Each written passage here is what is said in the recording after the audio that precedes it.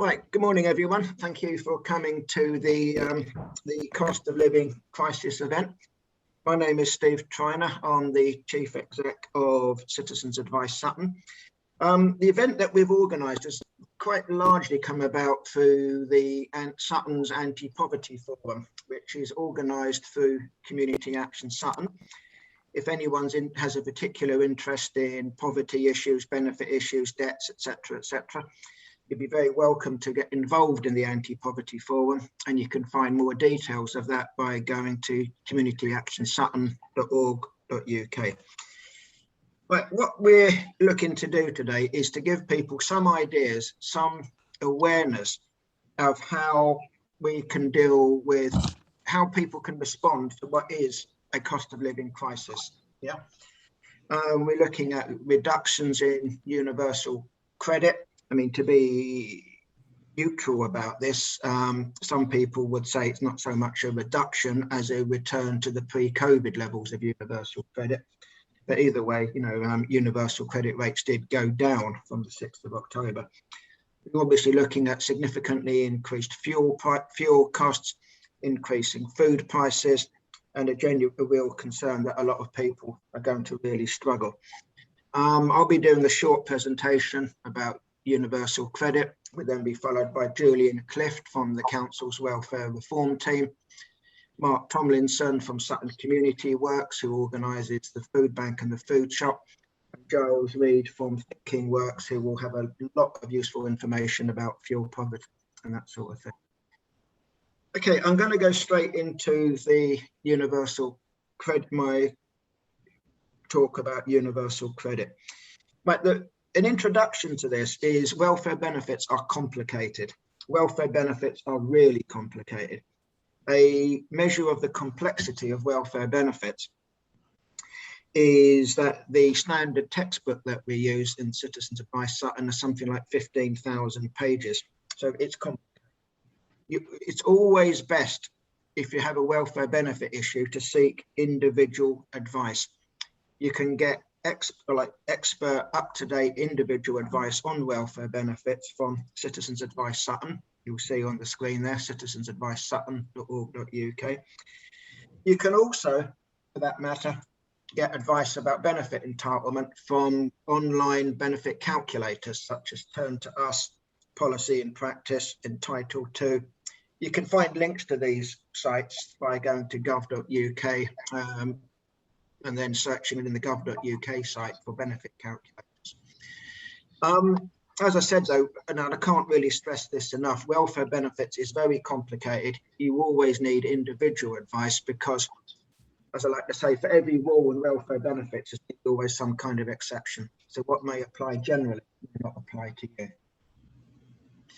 Right, moving on to the universal credit situation. From the 6th of October, just a couple of weeks ago, the amount of universal credit decreased by £86.87 per month. The reduction in universal credit affects everyone. There are no exceptions to it. The reduction has been made by reducing what's called the universal credit standard allowance. Everybody who claims universal credit has what's called a standard allowance included in the calculation. It's not necessarily the amount of universal credit you will get, but it is the amount that's included in the calculation. So you will see there that, for example, a single person under the age of 25 has a standard allowance of now £257.33. That's the amount that a single person under the age of 25 would be expected to live on. Before the 6th of April, you will see the amount was £86 higher. It was £344 a month. You will see on the chart on your screen there that the couple rate of universal credit is now, for people where couples are aged over 25, the couple rate is £509.91, previously being £596.58. So what you will see there is that it's a flat rate cut for to everyone's standard allowances, but as the standard allowances are different depending on circumstances, some people will see a much bigger percentage cut to their universal credit. Right, I can probably illustrate in a way how this would work with an example calculation. I want to go through this calculation because a lot of people haven't understood, or quite possibly have misreported how universal credit actually works. And when you see the calculation, you'll see how the fact that increasing wages may not necessarily compensate for decreasing universal credit. Now, if we take, for example, imagine a lone parent with one child. So her current universal credit maximum amount would be £561.92 per month. That would be made up of the standard allowance, which I already mentioned, plus a child amount, which everyone with a dependent child has included in the calculation. Yeah, so she would be entitled or expected to live on, might be a way of putting it, universal credit of £561.92 per month plus housing costs. Now imagine that, like many people in receipt of universal credit, I think it's about 40% of universal credit claimants work. She works and has earnings of £520 per month net. Now she's entitled to a work allowance of £293 per month, which is the amount that she can earn before the earnings start to reduce universal credit. So if she's earning £520 per month, 293 is disregarded. She has £227 earnings over the work allowance. Now, a crucial element of universal credit that's had very little media coverage, every £1 of earnings over the work allowance, universal credit is reduced by 63 pence in the pound. In other words, earnings over the work allowance tapers universal credit at 63%. For example, someone who earns £10 over the work allowance will lose £6.30 of universal credit. So the universal credit calculation then compares her maximum universal credit, which, as I said, is £561.92, with her income. The income is the income over the work allowance, so at 63%, which means this lone parent with one child and earnings of £520 per month is entitled to universal credit of £418.91 per month plus housing costs. Child benefit is in addition to the universal credit. You'll see, though, that before the 6th of October, the same person was entitled to universal credit of £505.58. So although there were no changes in her, other changes in her earnings, for example, her universal credit entitlement went down by £86.67 per month, from £505.58 to £418.91. Now, I think it's worth, one of the key points I want to get across here is that just because someone's getting universal credit doesn't mean that they're getting universal credit at the full amount.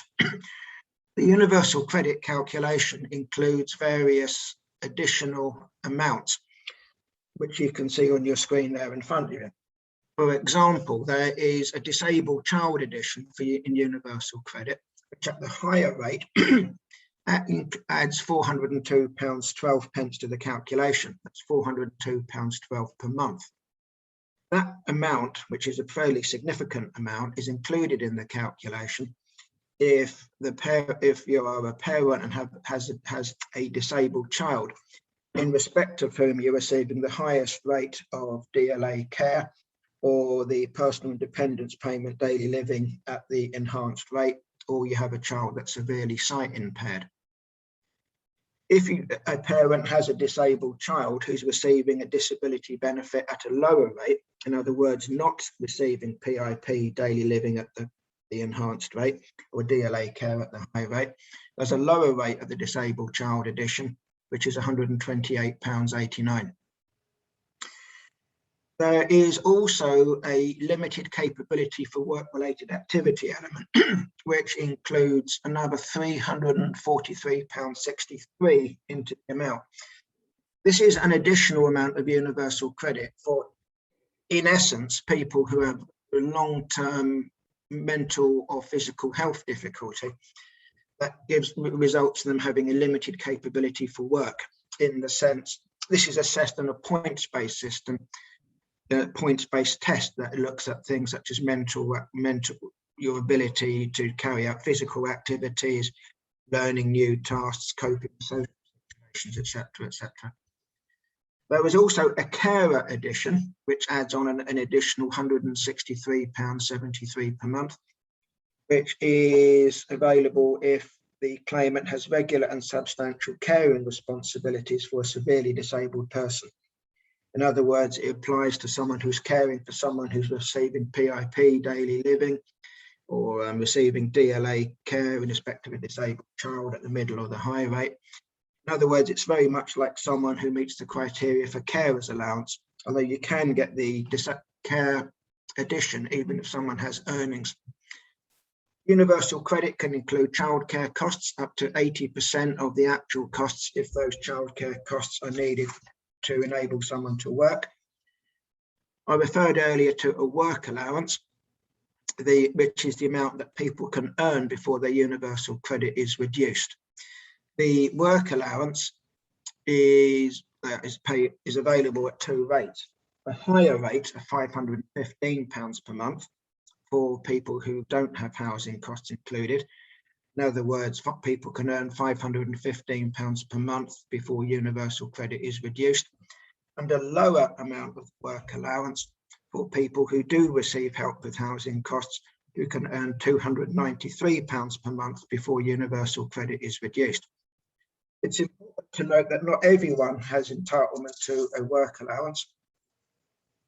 Not everyone has entitlement to the only people who have entitlement to a work allowance are universal credit claimants who are responsible for a child or have a limited capability for work. So, for example, single people who are not responsible for a child and don't have a limited capability for work don't have a work allowance, which means that all of their earnings impact on their universal credit. Right now, there are various ways of further ways of maximising income from benefits. There are far too many to go through in this talk here, although I could probably go on all day about this sort of thing. One of the key things, I think, is universal credit does include an amount for housing costs. Many people will have a shortfall between the amount that universal credit includes for rent and their actual rent amount. We see people receiving universal credit who have a shortfall, maybe a couple of £100 per month. My colleague Julian will be saying more about the help available through the council's discretionary housing payments to make up a short. You will find other people some people receiving universal credit are having deductions from universal credit in respect of advance payments or payments towards arrears of fuel. In some cases, the deductions in respect of advance payments or the deductions in respect of energy arrears can be quite high. In some cases, it's quite possible to renegotiate that level of payments, and therefore, although the debts, if that's the right word, will be paid off at over a longer period of time, the weekly deduction would be lower. It's also worth considering council tax reduction. Universal credit, as I said, helps with housing costs, but people need to make a separate claim to the council for help with the council tax. Also worth considering council tax discounts. Unlike council tax reduction, a council tax discount is non-means tested and is available to, for example, people who have a house that's adapted to meet the needs of a disabled person, or they are people, the occupier, it has a severe mental impairment, etc., etc. the various ways of reducing, non-means tested ways of reducing the council tax through discounts, and you can find information about that on the Sutton Council website. It's always worth exploring entitlement to passported benefits such as prescriptions, free school meals, etc. But I think one of the key things here is, as I said at the beginning, is to seek individual advice on your own circumstances, because everyone's entitlement is quite different. Right, I've probably confused people enough. So now I'm going to hand over to my colleague Julian from the Council's Welfare Reform team, who will talk about the support available from the Council. Over to you, Julian.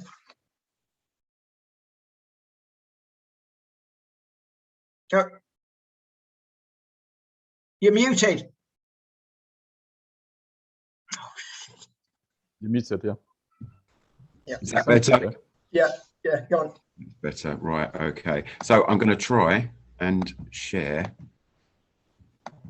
my screen. Here we go. Right. No. Okay, I'm not very good at this, so oh, here we go.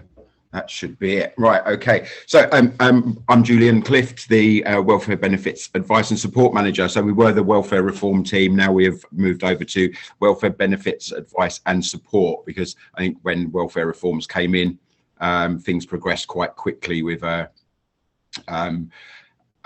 us becoming a support network as opposed to just giving advice. So what I'm going to talk about today is some of the funding that we've been allocated by the government, and some of the internal funding that have sort of propped up our the amount of assistance we're able to offer people. Also about how you can refer into our department, what we can do, and sort of how to make some applications for such funds. So I'll just go through the funds we've got. So we've got the Crisis Loan and Grants Scheme. We've received an additional amount of money from both internally and the government to increase that budget this year. So what we've done with that, we have made some changes. We've made the application process a lot quicker and a lot easier for residents. We've also taken away the loan side of it for the time being and for the foreseeable future. So anybody that applies does not have to pay anything back, whereas in previous years they've had to pay sort of anything over £350 back, which is then reduces their actual living funds quite considerably. So we've taken that away. So anybody that makes an application and is granted will receive a grant as opposed to a loan. With that, and with saying that, you have to sort of take on board the crisis side of things. So it is a crisis grant. So somebody would have, this really is the last thing that somebody can apply for. They would have had to have asked for advance payments or to see if they can get a budgeting loan. We do take on board that people do have limited funds. So if they are refused, like Universal Credit and anybody else that would be able to sort of offer support for legacy benefits, we'll look at whether it's affordable for them to pay that back. If it's confirmed to us that it's not affordable, we will then look at awarding a crisis grant, and we can offer white goods, so fridges, cookers, washing machines if there's a disability in the property, and fridges, cookers, washing machines, and I can't remember what the other one is now. We also offer beds, so that could be anything from a cot to an adult bed, and food. And so when I say food vouchers, we offer Morrison's gift vouchers. So somebody can go into Morrison's, and it's not solely for food and toiletries. They can buy other goods in there, like plates, cutlery, and sort of pots and pans. what they can't buy is cigarettes and alcohol, though, that is stated on the voucher that is given out. So yes, that's the crisis loans and grant scheme.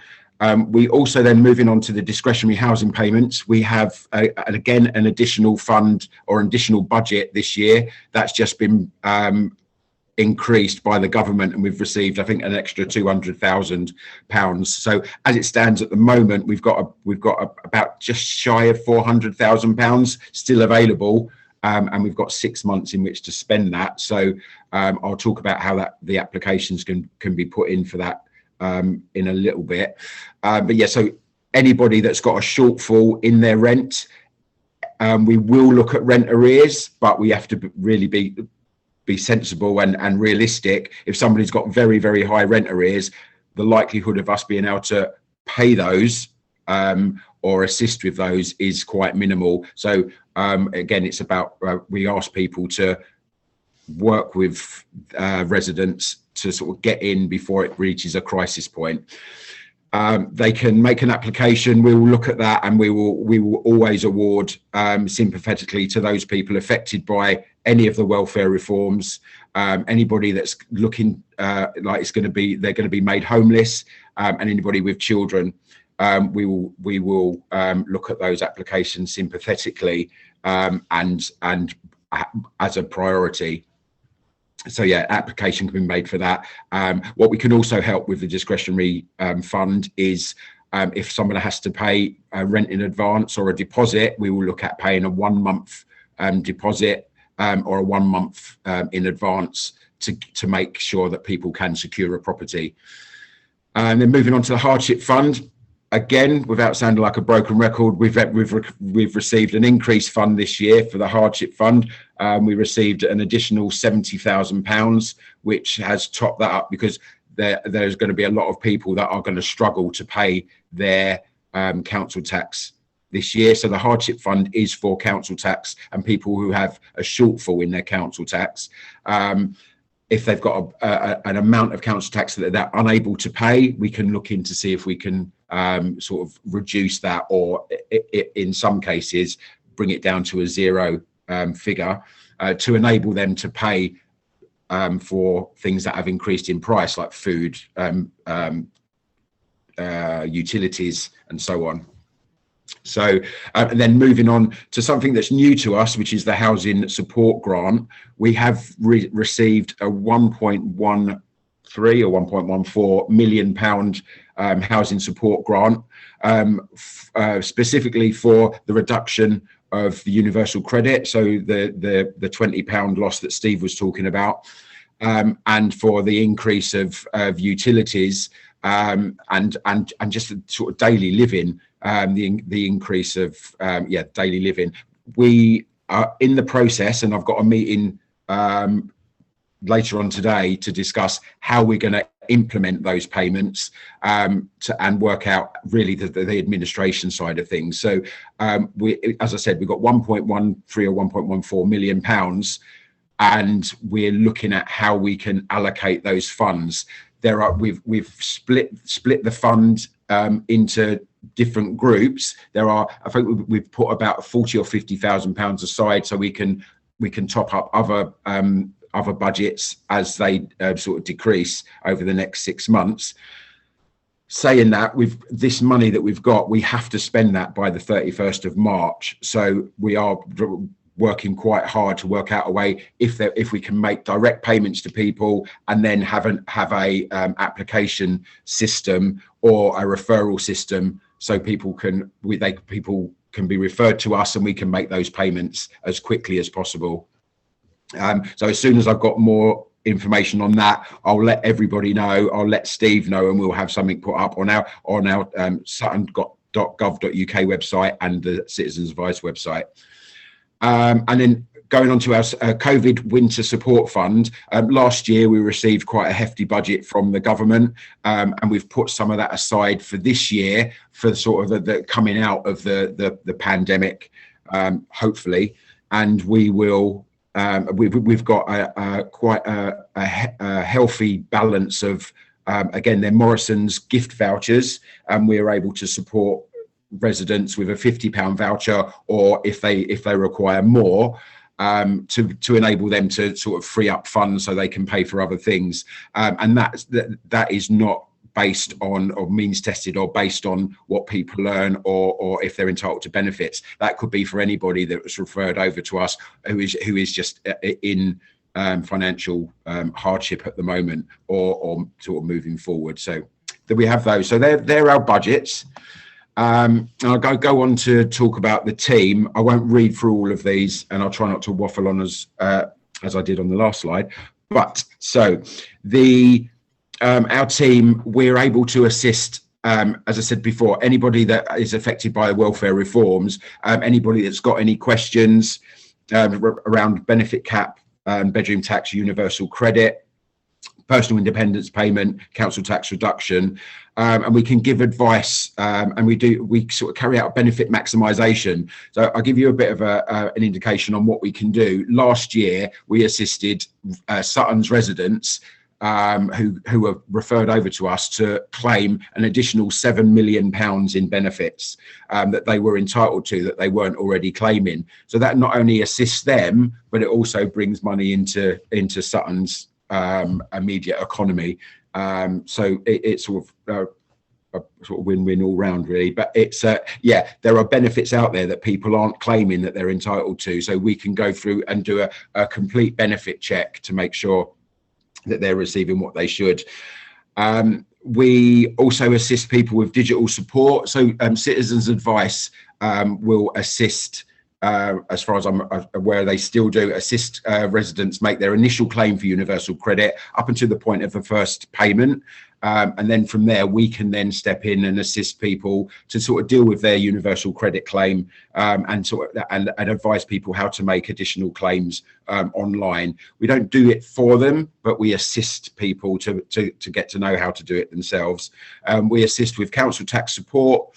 So we increased from a team of 3 to a team of 7, and three additional team members that have joined us are really solely based around the council tax support side of things. So sort of age debt, so debts from previous years and current year debt, and sort of moving forward to make sure that people can manage their council tax account and any claim that they need to make for council tax reduction.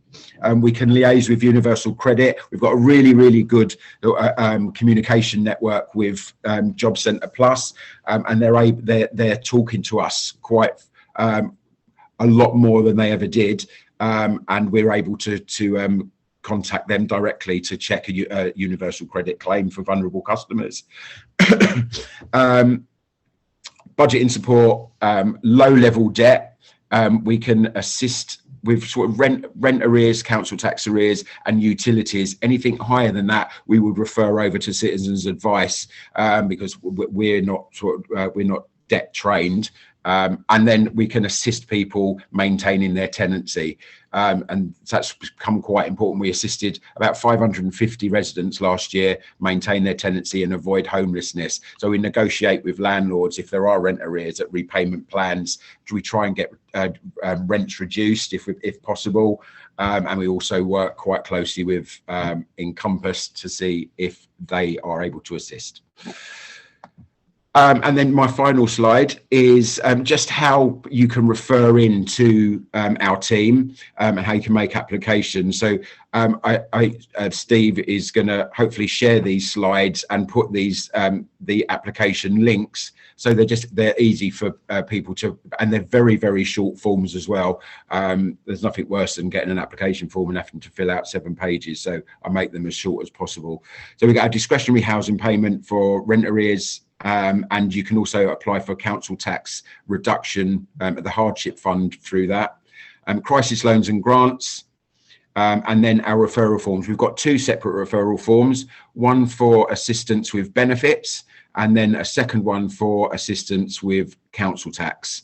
So yeah, if anybody needs any assistance, anybody approaches anybody that needs assistance, please send them, refer them over to us as soon as possible, before they sort of reach that crisis point and they've got arrears that are sort of unmanageable, because it not only makes it unaffordable for people to pay things back, but the level of assistance we're able to offer reduces the amount of people we can assist with if they're sort of always high level sort of debts. So I was going to say, has anybody got any questions, but there's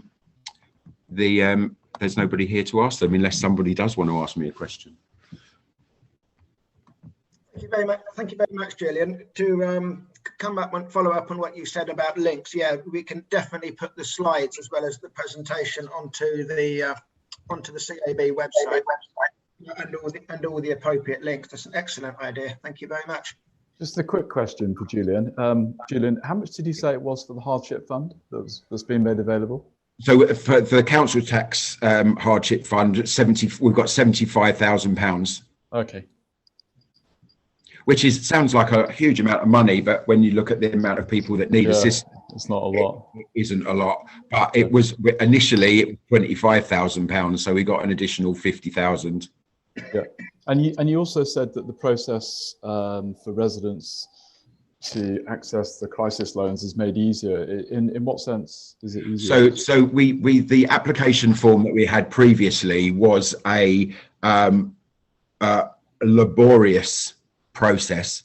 It was a long form. A lot of information needed to be supplied that was unnecessary. So we've reduced that right down, made it easier for people that aren't that okay with using computers. It is a very, very simple form. The questions are drop down lists and people can pick. They just need to put their personal details, and then so automatic emails are sent out to people. So we've just streamlined it really to make it easy, user friendly, and easier for us to work in the background to make it a quicker process to make the decisions.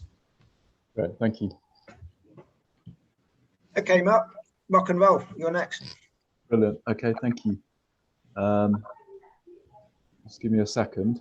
I just need to get my presentation up now. 1 second, sorry. Almost there. Right, okay.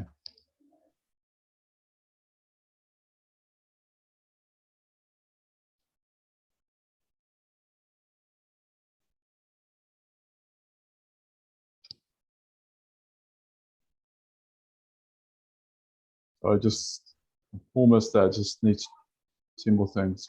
Right, okay. Can you see that? We can. Yeah, brilliant, thank you. Yeah, so, okay, thank you. My name is Mark Thomason. I'm from Sutton Community Works, and if you know who we are, we lead things like street pastors, we go into schools. You probably know us most commonly for the food bank. So last year during the pandemic, we saw a 42% increase of people coming to the food bank. It represented about 1,200 people coming, either individuals or families, coming with a voucher to the food bank. So quite an increase last year, which was for obvious reasons. Just want to, if you don't know much about the food bank, just want to play a clip to let you know a bit more about how the food bank operates. I lost my job. I was in a really bad way. I was struggling to meet the bills, just feeding the children. I was going without food just so that they ate. The first time I used it, I was really anxious, really scared, didn't know what to expect. I thought that I'd let people down because I was having to ask for help. I'm quite a proud person and I don't like people to think that I'm struggling. But yeah, it was hard to do. Over the recent years, we've seen more and more people come into food banks for emergency food because they can't even afford the basics. And the pandemic has pushed even more people into extreme poverty. Churches are vital to the work of food banks. They open up their buildings, donate food, provide volunteers and leaders, and show amazing care and compassion to people who need emergency food and support. And we'll continue to work together to provide this support for as long as it's needed. Food banks are doing an incredible job, but no one wants to have to use a food bank to be able to feed their family. And it isn't right that so many people are needing to. It's so important that food banks don't become the new normal. All of us depend on other people for our well-being, whether that's our families, friends, employers, businesses, or public services. And what we see at the food bank is that often it is people who have the least in our communities who are most affected by the decisions we make as a society about things like benefits, housing, and employment. Unless these decisions come to better reflect the principles of dignity and compassion, justice, and community, we will continue to see people being trapped in poverty and unable to enjoy a fuller life that Jesus intends for us all. As Christians, we need to be seeking justice and advocating for change, as well as showing compassion to people facing a crisis. So at the Trussell Trust, we want to work together with food banks, with churches, with communities, businesses, local and national governments, for a more compassionate and just society where no one needs emergency food, because we all have enough money for the essentials. That's why we're inviting you to join us in building a hunger-free future, a future without the need for food banks.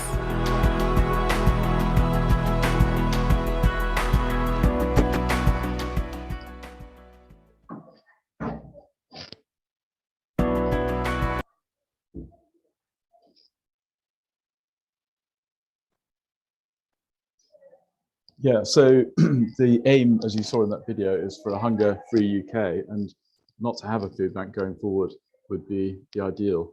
We started operating in 2009, and we're the 35th food bank in the UK. We offer, when you come to a food bank, you get non-perishable food packs. We get veg and fruit from the Sutton Community Farm. We also get tea and coffee and a listening ear.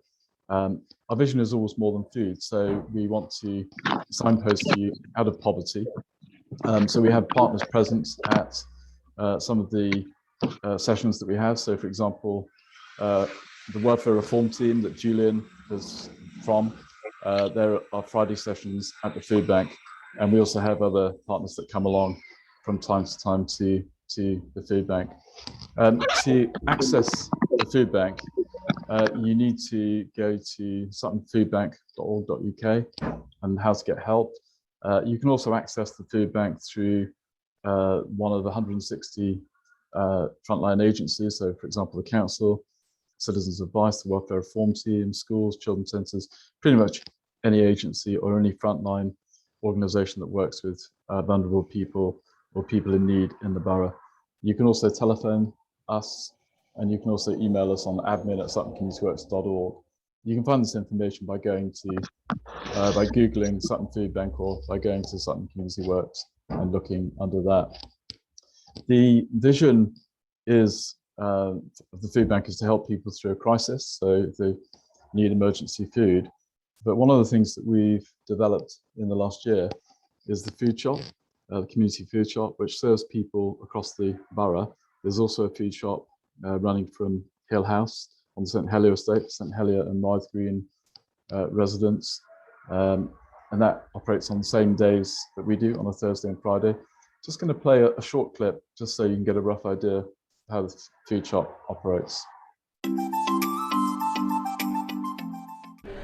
I think the COVID pandemic's had an impact on all of us in one way or another. It's impacted on our physical health, our mental health, but for many people it's impacted on their financial situation, on their jobs. And that's why it's so important that Sutton Council, together with the voluntary sector, with local charities, is able to step in and give people the help that they need. Yeah, so Sutton Food Shop is part of Sutton Community Works, and the food shop is part of a ambition to enable people out of food poverty. So we run the food bank, Sutton Food Bank, which we see as a handout. So people in crisis, we get them out of poverty through a crisis, and the food shop is what we see as a hand up. So we're seeing people enabled out of poverty through paying a certain amount per week, those who are struggling on low income. So they pay £3 per visit, and for £3 they get access to all this food, which is worth about £15 to £20 a week. Oh my God, this is a savior. This is a savior, because as I said, you're getting a bit of everything. It's not just veg alone or just freezer stuff alone. It's everything to do with breakfast, lunch, dinner. So the benefits that we're seeing from the Sutton Food Shop operating is it's providing food for people who really need it. People have been struggling. They have been struggling with their low incomes, whether it's been homelessness, whether it's been unemployment, and it has been quite hard on their lives. So to be able to access a food shop like this, it's changed their lives, and it's provided food for their children, it's provided food for themselves, but also overall it's improved their mental health as well. Without it, I'll be lost. So we set up the COVID Recovery Fund, and that means that working with local charities, we can offer extra services, extra support to people who are really struggling at the moment, particularly people on low incomes. Yeah, so we've been really grateful for the Sutton Council COVID Recovery Fund, which has really helped us with the food shop. We started the food shop in last December, and then we had to lock down after 3 weeks, so we had to move to another premises. So the funding's helped us to employ a part-time manager, and also to the running costs of this, so the energy costs, the electricity costs. Beside the food bank, there's stuff here, seminar, different subject, that different help that you can have, that you can get, that's out there. So I found it very informative, very, very informative. Food Shop does provide additional support, and we work with external agencies like Christians Against Poverty, we work with Sutton Uplift, we did an event with Sutton Carers. So what we like to do is we like to provide our customers with anything whatever issues that they have, any problems that they've got in their personal lives, and whatever they're struggling in, we like to just feed into that and just help them further. And it's a really good example of how the council works together with local groups, voluntary community groups, faith groups, to give that extra support to people when they're really struggling. Because we're ambitious for our borough. We want everyone to do well, we want everyone to prosper, and we want our borough to be an even better place to live, work and raise a family.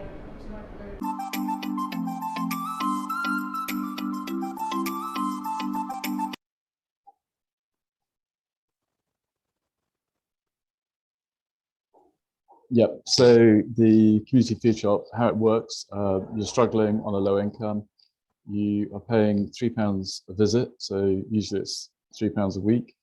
You get a mixture of non-perishable items, but you also get fresh, chilled, frozen food, fruit and veg, mostly donated through FareShare, but also through churches and local supermarkets. It's worth about £15 to £20. But we also, as we said in the video, have additional signposting, so we signpost to other agencies, and we also have partners that come along to the food shop. So for example, on the 9th of November, we're starting creative workshops. This will help with emotional well-being, mindfulness, also being a place where you can find some community and develop some new skills. So obviously that's the aim, is to do more than just give food. How do you register? Well, again, go onto our website, suttoncommunityworks.org, have a look under the food shop tab, and there's a online registration form, or you can contact foodshop@suttoncommunityworks.org by email, or you can telephone us, or you can even turn up on the day on Thursday and Friday morning, and you can have a chat with somebody and look at registering then.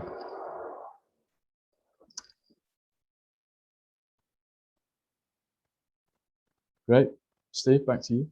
Great, thank you very much, Mark. Right, now over to Giles from Thinking Works, who's going to run through issues relating to fuel poverty.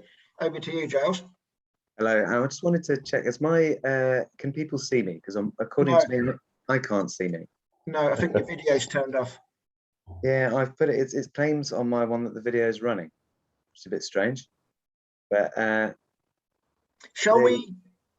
Okay. That's hang on a minute. So it says to start my video. So as to co-host to stop my video. Hang on a minute. Now I've stopped my video, and I don't know why I'm not coming up at all. That's very strange. I could see myself before. I don't know why that is. If I share a screen, let's see if it will do it if I share a screen. Ah, you started screen. Yeah, great. We can see your screen. So yeah, sorry, I don't know why. I have no idea why it's not with a vision of me. So I apologise if anyone's watching this on the video. But my name's Giles Reed, and I'm the manager of Sutton Healthy Homes at Thinking Works. We're a not-for-profit organisation that specialises in field poverty. So if you've got any questions or any queries with anything to do with that are energy related, we're essentially there for that. I've worked in field poverty for 15 years and Thinking Works is in its 10th year. So I'm here today to run through what Sutton Healthy Homes offers as a service and different ways that we can all save energy and water and hopefully lower our bills this winter. So what I'll do is just start this slideshow. So I'll bring all of these up. So no cost ways to save. One of the key things that we do, so as a service, we prefer visiting people in the home. I've got a team of people that are very experienced, and we go out and normally visit people in the home and have a chat with them about their energy and water use. And there are various tariffs that you can save that not necessarily everyone's aware of. The first one I wanted to talk about is the warm home discount. This is £140 that's paid against your electricity bill. There's a core group. If you get guaranteed pension credit, you get it automatically. But for everybody else, you have to apply. Not all suppliers offer it, so it's worth checking to see what your supplier does. But for example, the major suppliers, British Gas, EDF, Empower, E.ON, they all offer this credit. The criteria is different for each supplier. But as an example, with EDF, if you've got an income of around 16,000 and there's another vulnerability, say a child in the house, or if you're over 60, then you get this credit. It's paid in March, and the idea is if you've built up any debt over the winter, that £140 helps pay against that. Also, that people are even less aware of, and it may be sort of slightly cut off on the screen, but you can see a bit of the application form for water support, which is a discount offered by Sutton and East Surrey Water. If you've got a household income under 19,747, and you can discount any disability income that you have for that. So if you have personal independence payments coming in, you can discount all of that. But if you've got that household income under 19,747, then you should be paying half for your water. But we do probably 2 or 3 of these applications with Sutton and East Surrey in Thames Water every day because people aren't aware that they're there. So the team have these application forms and we can help you fill them in and hopefully make some instant savings there. Then other ways that we can help you save. So when the team come and visit you, we're there not only to look at how you're heating your home and how you're using water, we'll also give you some free small measures as well. And I should say that the service is paid for through Sutton Public Health.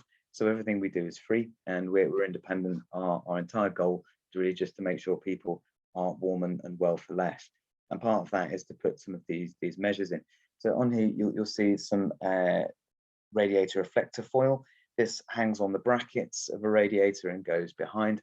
A radiator radiates heat in all directions.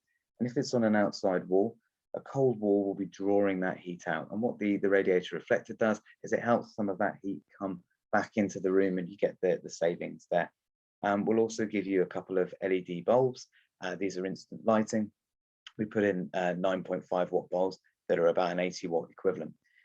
So we put them in as, I suppose, an example and to encourage people to get them throughout the house, throughout the home, because it's basically a fantastic way of saving. There's also a cistern water saver. If you're on a water meter, you'd save with that and with the kitchen tap aerator. But there's also a shower water saver that we can give you a brand new shower head. It uses 30% less water. Even if you're not on a water meter, this will save you money because it uses less water, you heat less water, and therefore you save in that way. The bottom one is a carbon monoxide detector, and that's not going to save you any money, but it could save your life. Carbon monoxide you can't smell or taste or detect in any other way. And if you've got gas appliances in your home, we'll put one in for free. So that's another way that you can save. Importantly, what's happened, and I'm sure many of you will have seen in the news, gas wholesale prices have gone through the roof. And what that means for many suppliers is that that they've taken away all of the cheap tariffs. If you go onto your Martin Lewis or your money saving websites to do your price comparisons, you'll find that the cheap tariffs that you may have gotten a few months ago have now disappeared. So where we would normally recommend people to switch to save, that's sort of been removed as a way of saving people money. And what we're looking at now is trying to look at ways that people can just use less energy and through that save money. So on here are just some examples of some things, and because we're aware that people aren't necessarily know what in their home is costing them a lot of money. On the end, I've got an electric shower here because we find it's one of the most expensive things that you can run off of electric in a home, but people aren't aware of it. That they average 8,000 watts. And to put that into some context, your average 30-inch LED TV runs between 50 and 100 watts. So you can have a massive TV that will probably use a maximum of 100 watts, whereas a shower like that could be running at 8,000 watts. And that means that the longer you're in the shower, that's really going to be impacting on your spend. So we can look around and see if that's suitable for your home, or we can adjust the advice depending on how you're using other things. I've put a clothes horse here because this is something that I use myself, in that I don't have a tumble dryer because it'd just be too much to run. So what I do is at the end of a wash, I do an extra spin cycle at 1200 rows per minute RPM, and that gets out a load of the water. And I stick the clothes on a clothes horse, and today is a perfect example of a great day for this. It's freezing cold outside, but inside by the window it can get very, very warm, and you can move a clothes horse with your clothes by a sunny window, and even in the depths of winter you'll get really, really good solar gains on that, and it will dry your clothes pretty quick. And that's one of the best ways of saving money on the clothes drying aspect. Then I've got a washing up bowl. I mean, I personally have a water meter. I think they're great. And my bills are around £220 a year. And part of the reason it's as low as it is for me and my family is that I do things like washing up in a washing bowl. Just fill it up, do all of the washing up in that, and it saves. I've then got a thermostatic radiator valve here. Not everyone has them, but if you do have them, the key is to use them. Most of the time when we find them in homes, people aren't altering them. They're either, well, most of the time we just see them on max. And the issue with that is that they're designed there for you to change the settings.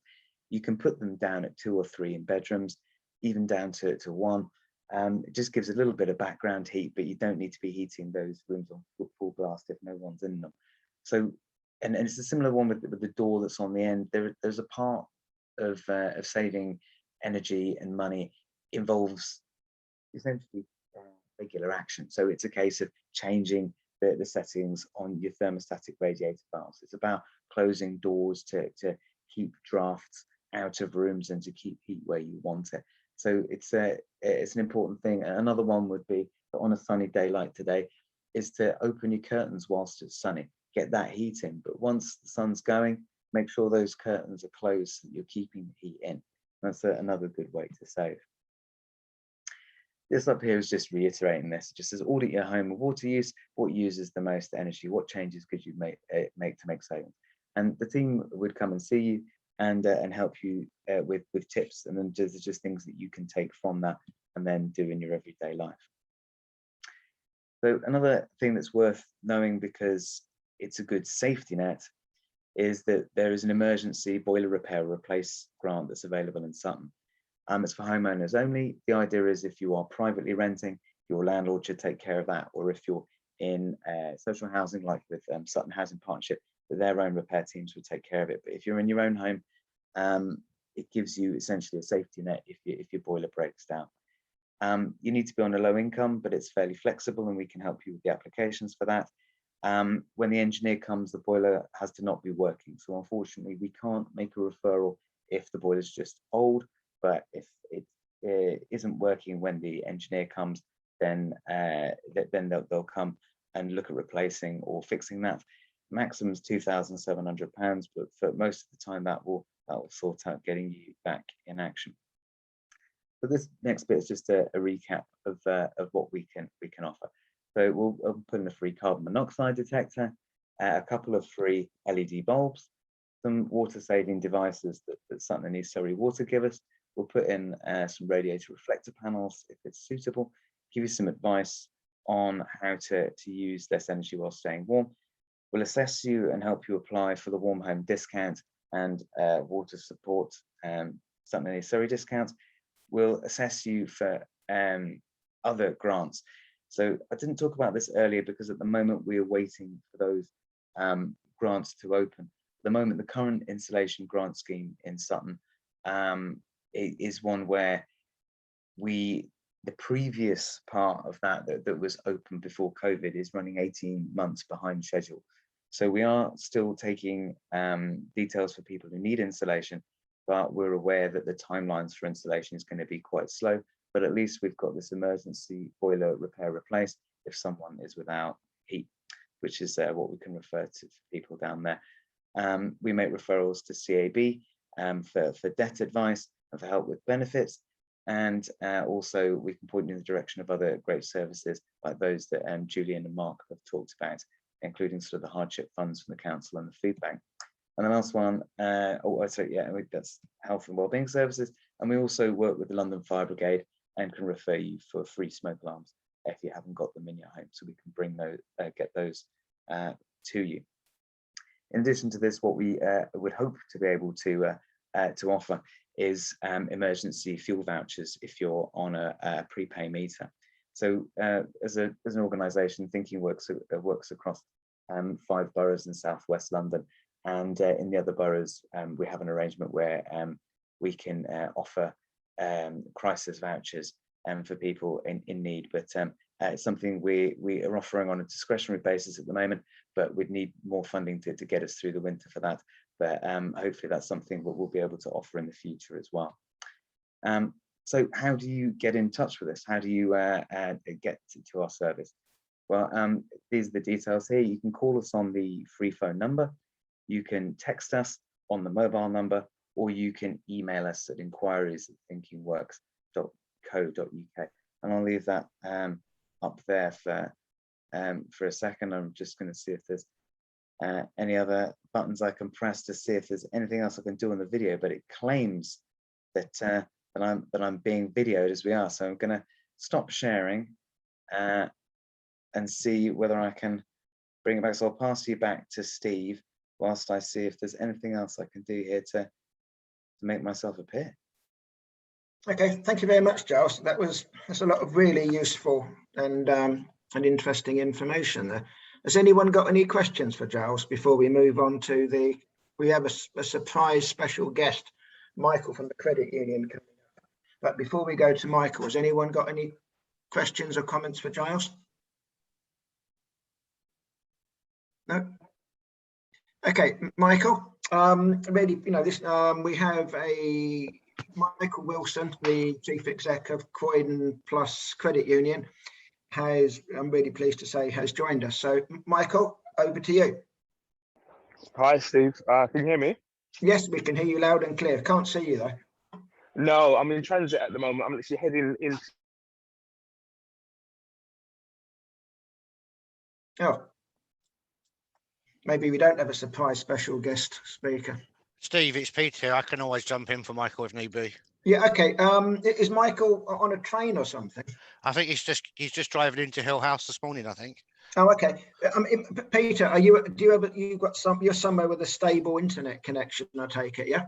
I'm in the office, yeah. Okay. Do you want to do it for Michael? It might be easier. Yeah. Yeah. So apologies, I'm unplanned. Michael just invited me into this call about 10 minutes ago, so apologies if it's unplanned. But hi, I'm Peter Robinson, the operations manager for Croydon Plus Credit Union. Whilst I say Croydon Plus, but we do offer credit union facilities for the residents of Sutton and Merton also. We have recently acquired a room within Hill House where we're looking to increase our outreach within our 3 boroughs. So we will be regularly in attendance at Hill House and available to see our members or people that are wishing to become a member or need financial support and advice. We presently have 8,500-ish members, from all walks of life, but predominantly our membership is from the vulnerable or from low-income families, where we look to provide financial guidance and support where the main high street banks may not have the appetite to do so. And that can be in the forms of working with them to save, working with them to increase their credit ratings by offering small, ethical, affordable loans. We obviously like to get out and promote ourselves to stop people going down the route of a loan shark or a payday lender, which I understand residents of Croydon and Merton are in the top 10 in the UK for using such channels to acquire credit. So we're willing and able to work with any local community provider to hopefully provide sort of a one-stop shop in terms of where we have a member come in that we may not be able to help for whatever reason. It would be great if we can have outlets and channels that we can maybe divert them to gain further assistance, whether it be advice or financial benefit to them. I'm hoping I've covered all the bases there, but I'm willing to take any question that anyone may have. No, I think that was very useful. Right. Oops. I thought that was all very useful. So thank you all very much to everyone who participated in that. As I said, we've recorded this meeting, so the link to the recording will be on the Citizens Advice Sutton website, hopefully one or two other websites. But I think, between us all, I like to think we've all provided a lot of very useful information. So thank you ever so much to everyone who attended. I'm going to stop the recording now. Thank you.